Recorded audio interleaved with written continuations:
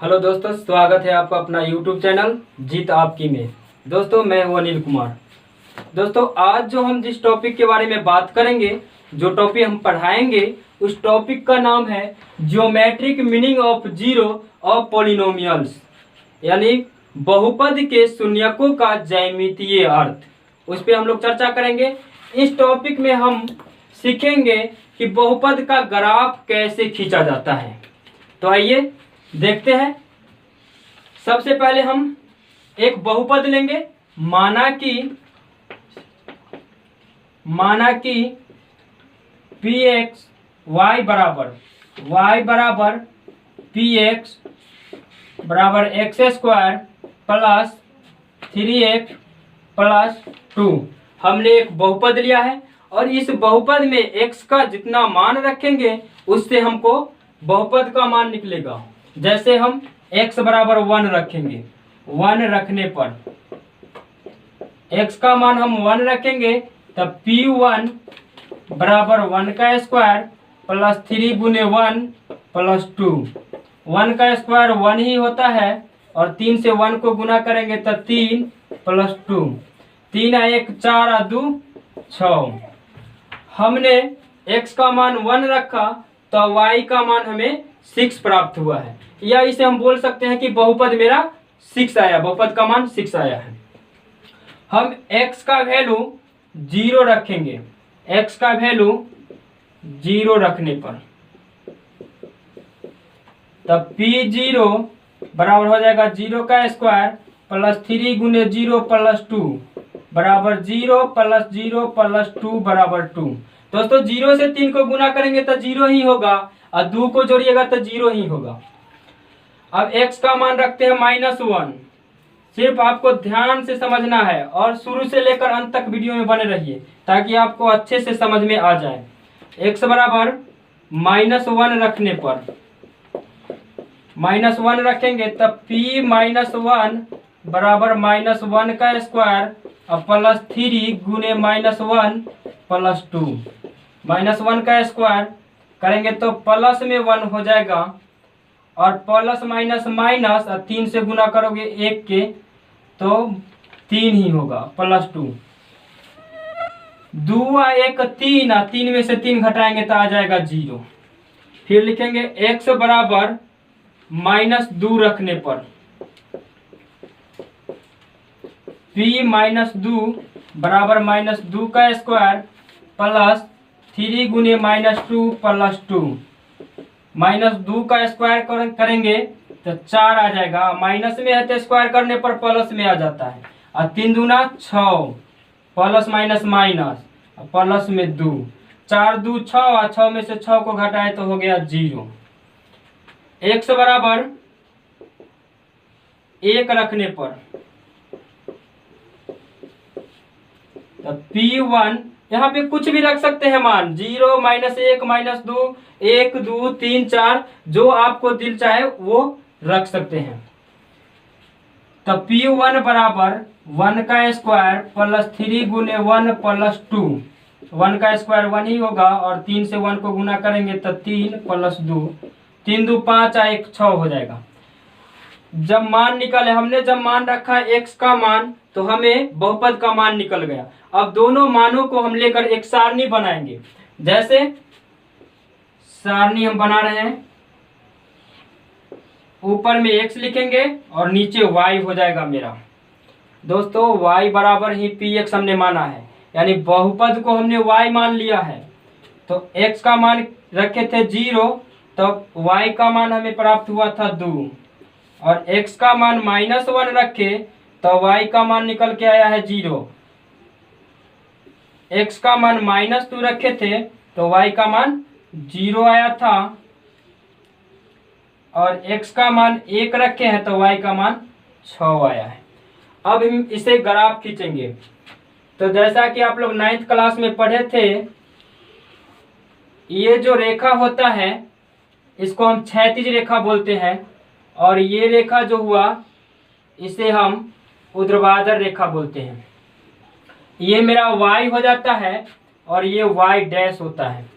इसको x मानेंगे और ये x डैश हो जाएगा। और जहां पे दोनों रेखा, क्षैतिज रेखा और ऊर्ध्वाधर रेखा, दोनों रेखा का काटान बिंदु होगा उसको हम 0 मानेंगे और यही हमारा मूल बिंदु होता है। निर्देशांक ज्यामिति में आपको बताया गया होगा।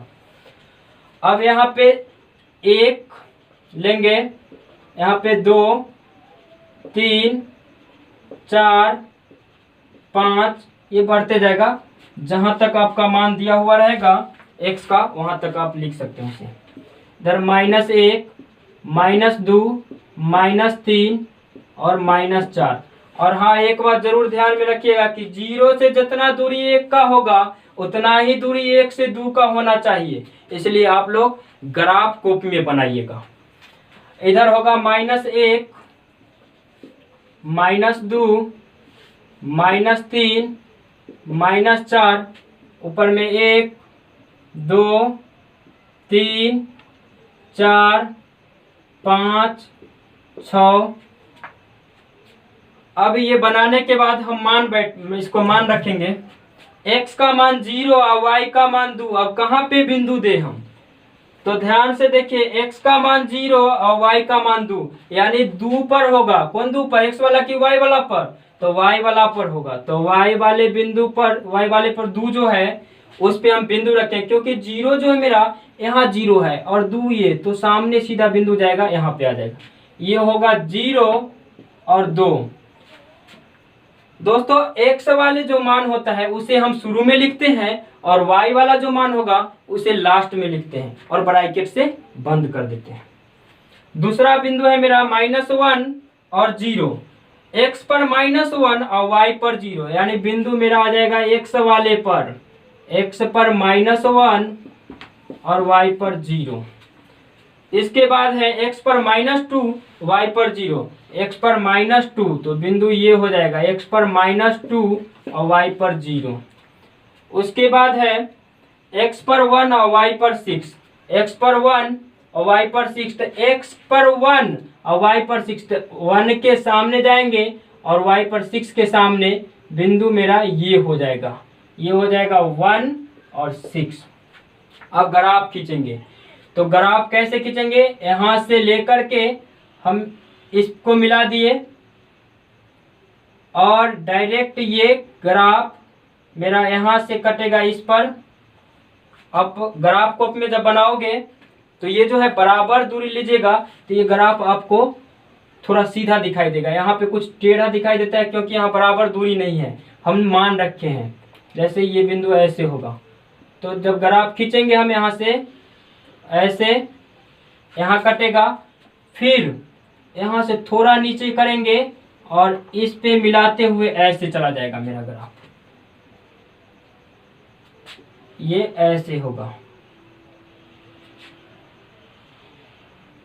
ये मेरा ग्राफ हो गया।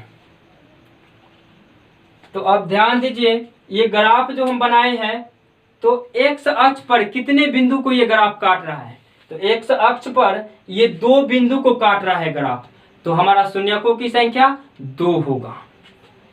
x बिंदु पर जितने मेरा ग्राफ जो होगा x अक्ष पर जितने बिंदु को काटेगा तो शून्यकों की संख्या उतना ही होगा। जैसे द्विघात बहुपद था तो 2 बिंदु पर काटेगा, त्रिघात बहुपद रहेगा तो 3 बिंदु पर ग्राफ मेरा काटेगा। तो ग्राफ खींचना आज समझ गए। अब इसके आगे जो चैप्टर है मेरा वो है 2.1, तो आप लोग आराम से बन जाएगा वो क्वेश्चन। उसमें शून्यकों की संख्या बताना है, ग्राफ दिया हुआ रहेगा और उसमें आपको बताना है कि शून्यकों की संख्या कितनी है। तो हम देख लेंगे वहां पर x अक्ष पर जितने बार ग्राफ काटेगा उतना गिन लीजिएगा। जय बिंदु पर x अक्ष पर काटेगा ग्राफ उतना ही शून्यकों की संख्या होगा। अगर 3 बिंदु पर काटा होगा तो शून्यकों की संख्या 3 होगा। तो देखते हैं हम 2.1, इसको मिटाते हैं। हाँ, तो शुरू करते हैं हम क्लास 10th का एनसीईआरटी मैथ, जो कि मेरा प्रश्नावली 2.1 है। तो देखिए ध्यान से, 2.1 में जैसे हमने अभी आपको थ्योरी में बताया है ग्राफ खींचना, उसी प्रकार का क्वेश्चन है और कह रहा है कि y बराबर px, माना है ना, y बराबर px, बहुपद को y मान लिया है। तो px के शून्यकों की संख्या ज्ञात कीजिए, px की शून्यकों की संख्या ज्ञात कीजिए। दोस्तों अभी तुरंत जस्ट हम लोग पढ़े हैं कि जितने एक्स अक्ष पर जितना बार काटेगा ग्राफ उतना ही मेरा संख्या होगा, शून्यकों की संख्या उतना ही होगा। तो पहला ग्राफ में बात करेंगे हम। देखिए इस ग्राफ में, ये ग्राफ में एक्स अक्ष पर कितना बार काटा गया है, एक बार भी नहीं काटा गया है। तो इसीलिए पहला में शून्यकों की संख्या हो जाएगा, शून्यकों की संख्या मेरा 0 हो जाएगा, क्योंकि एक्स अक्ष पर काटा ही नहीं है, और जब नहीं काटेगा तो शून्यकों की संख्या 0 हो जाएगा। अब दूसरा ग्राफ में देखिए, इसमें शून्यकों की संख्या कितना होगा। तो इसमें जो ग्राफ मेरा है ये एक्स अक्ष पर एक बिंदु पर काट रहा है, एक बिंदु पर काट रहा है, तो शून्यकों की संख्या 1 होगा, शून्यकों की संख्या बराबर 1। और ध्यान दीजिए, अगर इसमें कह दें कि ये कौन बहुपद है, कितने पद होगा इसमें, पद नहीं सॉरी पूछेगा कौन बहुपद है, नाम पूछेगा आपसे, तो ये जो होगा रैखिक बहुपद का ये ग्राफ है, रैखिक बहुपद का ये ग्राफ है, क्योंकि शून्यकों की संख्या 1 है और जिसमें एक शून्यकों की संख्या होता है उसे हम रैखिक बहुपद या एक घाती बहुपद बोलते हैं। अब ये इसमें हम बात करेंगे ग्राफ तीसरा में। तीसरा क्वेश्चन है मेरा कि इसमें शून्यकों की संख्या कितना होगा। तो ग्राफ जो है एक बिंदु, दो बिंदु और 3 बिंदु पर एक्स अक्ष को काट रहा है, एक्स अक्ष को 3 बिंदु पर काट रहा है, 1 2 और 3, तो शून्यकों की संख्या हो जाएगा 3। तो यहाँ सिर्फ शून्यकों की संख्या पूछ रहा है, तो शून्यकों की संख्या बराबर हो जाएगा 3। इसी प्रकार 3 और क्वेश्चन है, तो आप लोग किताब उलटिए और बनाना स्टार्ट कर दीजिए, आज ही जाकर पूरा का पूरा समाप्त कर दीजिए इसे। तो शून्यकों की संख्या अगर इसमें पूछेगा कि ये कौन बहुपद का ग्राफ है, तो दोस्तों जिसका शून्यकों की संख्या 3 होगा वो बहुपद त्रिघात बहुपद कहलाता है, जिसको हम क्यूबिक पॉलिनोमियल्स बोलते हैं। इससे पहले हमने 2 वीडियो और जारी किया था बहुपद का, उसमें हम थ्योरी बहुत अच्छा तरह से पढ़ा चुके हैं, तो आप जाकर और दोनों वीडियो को देखें ताकि आपको ये सब पूरे अच्छे से समझ में आ जाए और बहुपद चैप्टर पूरा क्लियर हो जाए। तो दोस्तों मैं आशा करता हूं कि ये वीडियो आपको पसंद आया होगा, तो प्लीज़ इस चैनल को सब्सक्राइब करें और लाइक करें और शेयर करें। धन्यवाद।